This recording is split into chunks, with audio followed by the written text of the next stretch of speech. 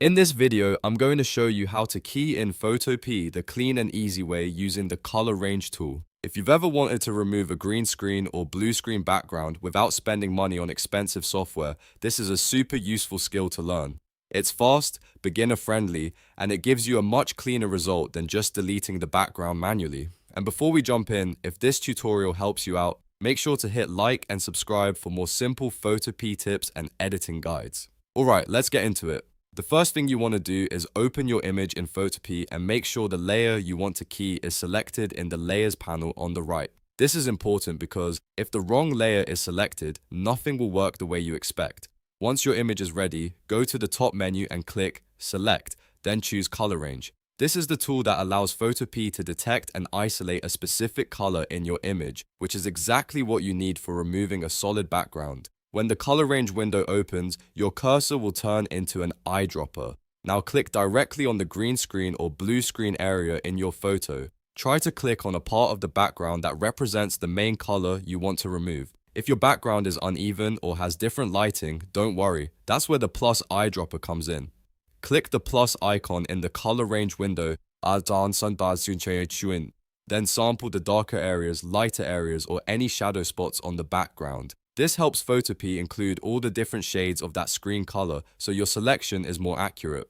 Now, take a look at the black and white preview inside the window. This preview is really important because it shows you exactly what Photopea is selecting. White areas are what will be selected, and black areas are what will be kept. In this case, you want the background to be white and your subject to stay black. Use the fuzziness slider to fine-tune the selection. If the fuzziness is too low, parts of the background may not get selected. If it's too high, parts of your subject might start getting included by mistake. Move it slowly until the background is fully white and your subject is nicely blacked out in the preview. Once it looks right, click OK. After you confirm the selection, you should see those marching ants around the subject or background area. At this point, a lot of people press delete, but the better method is to use a mask. Why? Because a mask is non-destructive, which means you can always fix mistakes later without permanently damaging the image.